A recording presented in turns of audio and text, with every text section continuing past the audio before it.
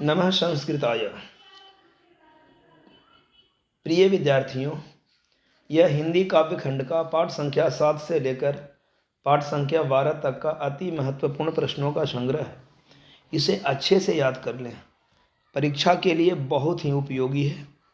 सबसे पहले 7वां पाठ का आप अच्छे से तैयार करेंगे। 7वां पाठ में आप देखेंगे, पाठ का नाम है हिरोशिमा और इसके लेखक हैं सच्चिदानंद हीरानंद वात्स्यायन अज्ञेय।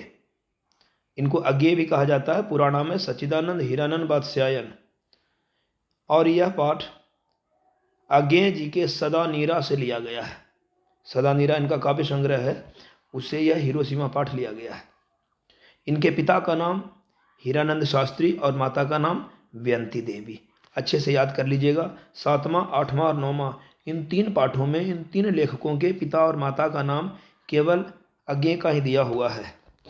जन्म और मृत्यु के विषय में देखें, 7 मार्च 1911 को इनका जन्म हुआ और मृत्यु 4 अप्रैल 1987 को। जन्म स्थान कसेया, कुशीनगर, उत्तर प्रदेश और मूल निवास करतारपुर, पंजाब। कुछ विशेष प्रश्न हैं, देखेंगे। साहित्य अकादमी और ज्ञानपीठ पुरस्कार और इनको अंतर्राष्ट्रीय युगोस्लाविया का एक पुरस्कार है श्रुगा, यह पुरस्कार मिला। 3 पुरस्कार इनको मिला। हिंदी कविता में प्रयोगवाद का प्रारंभ किया। बहुत ही महत्वपूर्ण प्रश्न है, अंडरलाइन कर लें इसको। पूछा जाता है बार बार कि हिंदी कविता में प्रयोगवाद का प्रारंभ किसने किया, तो हिंदी कविता में प्रयोगवाद का प्रारंभ अज्ञेय जी ने किया। अगला है, तार सप्तक का संपादन किसने किया। तार सप्तक 7 कवियों का संग्रह है। तार सप्तक, तो तार सप्तक का संपादन अज्ञेय जी ने किया। इसके बाद दूसरा सप्तक, तीसरा सप्तक, चौथा सप्तक, इन 4 सप्तकों का संपादन अज्ञेय जी ने किया है। और यह जो पाठ है हिरोशिमा, इसमें आधुनिक सभ्यता की दुर्दांत मानवीय विभीषिका का चित्रण है। 2-3 बार परीक्षा में पूछा जा चुका है कि किस कविता में दुर्दांत मानवीय विभीषिका का चित्रण है या आधुनिक सभ्यता की दुर्दांत मानवीय विभीषिका का चित्रण है, तो याद रखिएगा हिरोशिमा, बार बार पूछा जाता है। कुछ प्रमुख रचनाएं हैं, नदी के द्वीप, शेखर एक जीवनी और उत्तर प्रियदर्शी, यह नाटक है इनका। ये परीक्षा में आए हुए हैं तीनों। अगला देखेंगे, कुंवर नारायण, 8वां पाठ है। पाठ का नाम है एक वृक्ष की हत्या और इसके लेखक हैं कुंवर नारायण और इन दिनों से लिया गया है। कुंवर नारायण की एक रचना है इन दिनों, उसी से यह कविता लिया गया है। इनके माता पिता का नाम नहीं दिया है आपके पाठ्य पुस्तक में। जन्म 19 सितंबर 1927, जन्म स्थान लखनऊ, उत्तर प्रदेश। मृत्यु का समय नहीं दिया हुआ, जब तक यह किताब लिखी गई तब तक वो जीवित थे या हो सकता है अभी भी जीवित हों। नगर संवेदना के कवि, बहुत महत्वपूर्ण प्रश्न है, बार बार पूछा जाता है कि निम्न में से किस कवि को नगर संवेदना के कवि कहा जाता है, तो कुंवर नारायण। नई कविता काव्यधारा के कवि हैं। पर्यावरण, मनुष्य और सभ्यता के विनाश की कथा व्यक्त करती है यह कविता। अगला देखेंगे, साहित्य अकादमी, कुमारन, आशान, व्यास, प्रेमचंद, लोहिया, कबीर सम्मान से सम्मानित, इतने पुरस्कार इनको मिले। इनकी प्रमुख रचनाएं हैं चक्रव्यूह, हमारा परिवेश, हम तुम, आत्मजयी। आत्मजयी प्रबंध काव्य, इसको थोड़ा अच्छे से याद कर लीजिएगा। 9वां पाठ है वीरेन डंगवाल और वीरेन डंगवाल द्वारा लिखित हमारी नींद, यह कविता है, आपके पाठ्यक्रम में लगा हुआ है। पूछा जा सकता है निम्न में से किस कविता के लेखक वीरेन डंगवाल है, तो हमारी नींद। या पूछा जा सकता है हमारी नींद के लेखक कौन है, वीरेन डंगवाल। अगला है दुष्चक्र में, ये कहाँ से लिया गया है, तो दुष्चक्र में सृष्टा, वीरेन डंगवाल की कृति है दुष्चक्र में सृष्टा और इसी से यह कविता ली गई है। माता पिता का नाम नहीं दिया हुआ है। जन्म 5 अगस्त 1947, याद करिएगा, 1947 ऐतिहासिक वर्ष है। जन्म स्थान कीर्तिनगर, टिहरी, गढ़वाल, उत्तरांचल।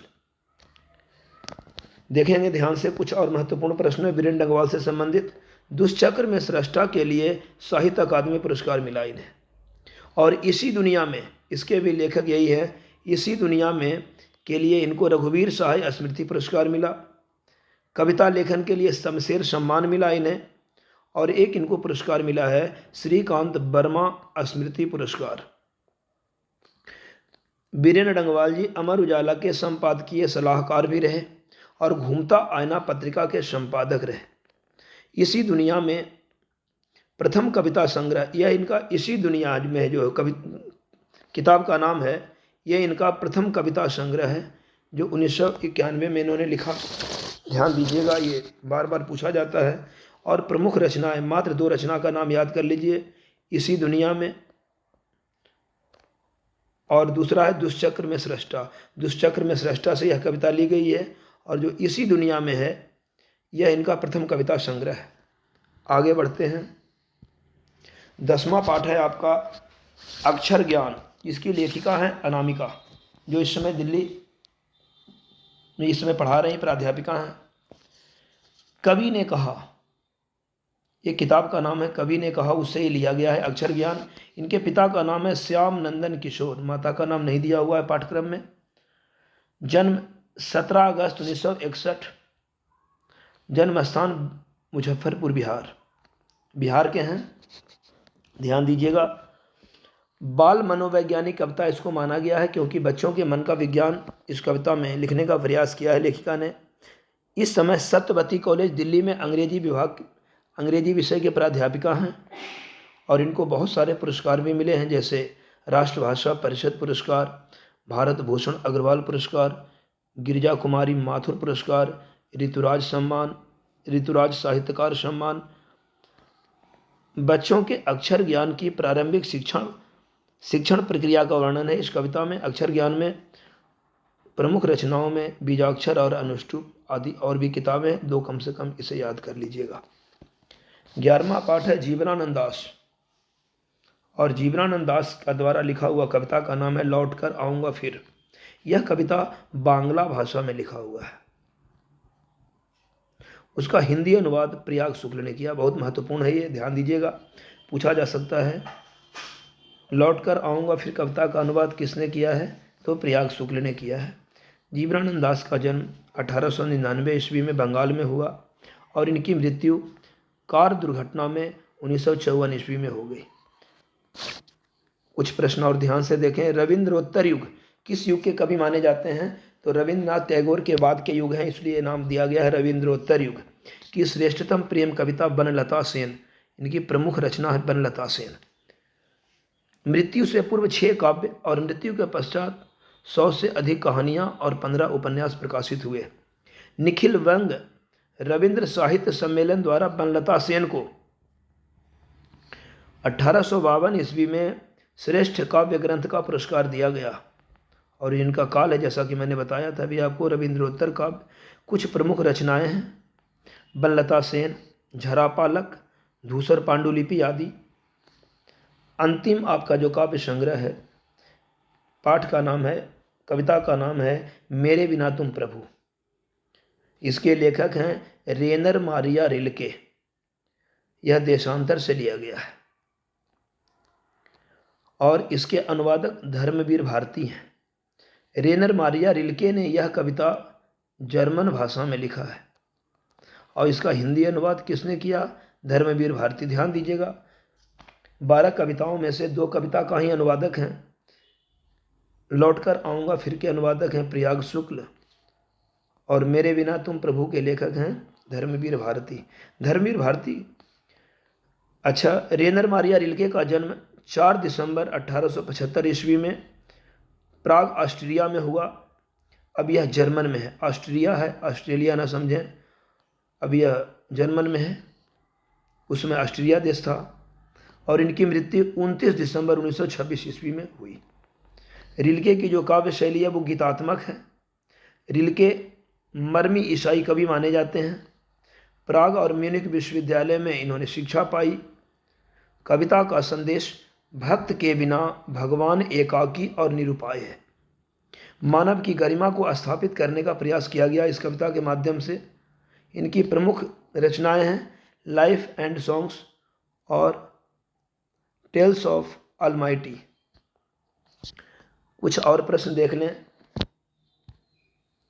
हिरोशिमा पाठ 5-6 प्रश्न और ध्यान से देखें, परीक्षा के लिए बहुत उपयोगी है। उगते हुए सूर्य का देश किसे कहा जाता है, तो जापान को कहा जाता है। नदी के द्वीप किस कवि की रचना है? ये मैंने चार्ट में भी लिखा है, अज्ञेय की है। हिरोशिमा किस देश में है? जापान में है। तार सप्ताह का संपादक कवि और प्रयोगवादी कवि, ध्यान दीजिएगा, तार सप्ताह का संपादन मैंने बताया था, प्रयोगवादी कवि कहा जाता है अज्ञेय को। द्वितीय विश्व युद्ध में परमाणु बम कहाँ गिराया गया था? जापान में, नागासाकी और हिरोशिमा, दो जगहों पर गिराया गया था। हिरोशिमा उसी स्थान के नाम पर आपकी कविता का नाम है। और धूप वर्षी पर अंतरिक्ष से नहीं फटी मिट्टी से, यह कविता की एक पंक्ति है, यह भी परीक्षा में आया हुआ है। आगे देखेंगे, एक वृक्ष की हत्या से दो चार प्रश्न देखें। एक वृक्ष की हत्या कविता में वृक्ष की सूखी डाल किसकी तरह थी? तो राइफल की तरह थी, क्योंकि लेखक ने वृक्ष को एक चौकीदार के रूप में पेश किया है। अगला है, दूर से ही ललकारता कौन, मैं जवाब देता दोस्त, पंक्ति किस पाठ से है? तो एक वृक्ष की हत्या पाठ से है। कविता यदि आपको याद है तो ऐसे प्रश्न को करना बहुत ही आसान है। कविता में कवि शहर को किससे बचाने की बात करता है? तो नादिरों से। यहाँ पर नादिर जो है नादिर शाह के लिए आया है, लेकिन यहाँ पर जातिवाचक संज्ञा के रूप में है, लुटेरों के लिए आया है। हवा को क्या हो जाने से बचाना है? तो हवा को धुआं हो जाने से बचाना है। वृक्ष को कवि ने किस रूप में प्रस्तुत किया है? बूढ़ा चौकीदार, यदि विकल्प में आता है तो ठीक है, और नहीं तो मानव के रूप में, मानवीकरण के यहाँ प्रस्तुत किया है। हमारी नींद शीर्षक कविता में नींद किसका प्रतीक है? तो आलस का प्रतीक है। गरीब बस्तियों में क्या हुआ? धमाके से देवी जागरण हुआ। बीरेन डंगवाल के अनुसार जीवन में महत्वपूर्ण क्या है? संघर्ष बहुत ही महत्वपूर्ण है। किसने अपने कोमल सींगों से धकेलना शुरू किया? अंकुर ने, कविता का एक पंक्ति है। कविता में किसका जीवन क्रम पूरा हुआ? तो मक्खी का जीवन क्रम पूरा हुआ।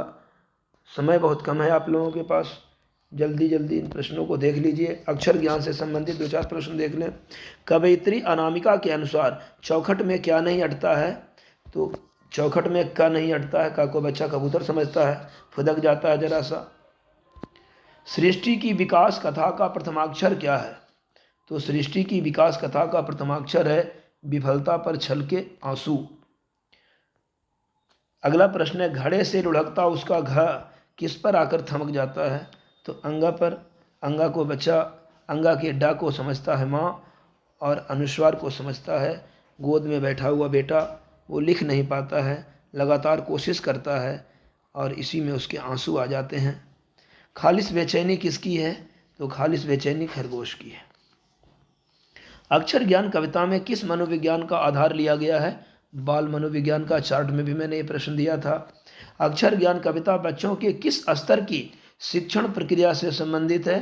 तो प्रारंभिक शिक्षण प्रक्रिया। बहुत ही महत्वपूर्ण प्रश्न है ये दोनों। अगला पाठ है, लौटकर आऊँगा फिर, 11वां पाठ है। जीवनानंद दास लेखक हैं। लौटकर आऊँगा फिर पाठ में कवि कहाँ लौटने की बात करते हैं? तो बंगाल में लौटने की बात करते हैं।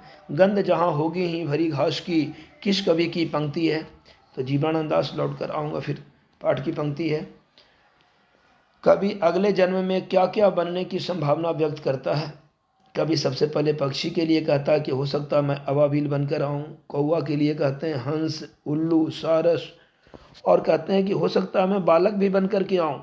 तो फटे पाल की नाव चलाते हुए रूपसा के गंदले जल में, तो नाव चलाता हुआ। और एक जगह कहते हैं पक्षियों के लिए घास पर भात फेंकते हुए, यानी पक्षियों को भोजन कराते हुए। 26वां प्रश्न है, कवि बंगाल का कैसा चित्रण करता है? कैसे बंगाल में आने की बात करते हैं? तो कह रहे हैं जहाँ धान के खेत हों और बहती हुई नदियाँ हों। कवि कहाँ से कहाँ तक किस रूप में पेंग भरते हुए आने की बात करते हैं? तो कौवा तथा अबाबिल के रूप में आना चाहते हैं। और कहाँ से कहाँ तक? तो कोहरे के पालने से कटहल की छाया तक। अंतिम पाठ है, मेरे बिना तुम प्रभु, जिसके लेखक रेनर मारिया रिल्के हैं। रेनर मारिया रिल्के किस भाषा के कवि हैं? जर्मन के हैं। दूर चट्टानों की ठंडी गोद में किस कवि की पंक्ति है? तो रेनर मारिया रिल्के कवि की पंक्ति। और किस पाठ की पंक्ति है? तो मेरे बिना तुम प्रभु पाठ की पंक्ति है। रिल्के की काव्य शैली कैसी है? तो रिल्के की काव्य शैली गीतात्मक है। कवि रिल्के किसके चरणों में छाले पड़ जाने की बात करते हैं? तो कवि रिल्के प्रभु के चरणों में छाला पड़ जाने की बात करते हैं। मेरे बिना तुम प्रभु कविता किस भाव की है? तो यह भक्ति भाव की कविता है। आशा है आप लोगों को यह वीडियो बहुत पसंद आया होगा। इसको अच्छे से याद कर लें, 1 बार 2 बार 3 बार देख लें, जो जो महत्वपूर्ण समझें उसको लिख लें, परीक्षा के लिए बहुत उपयोगी है। धन्यवाद।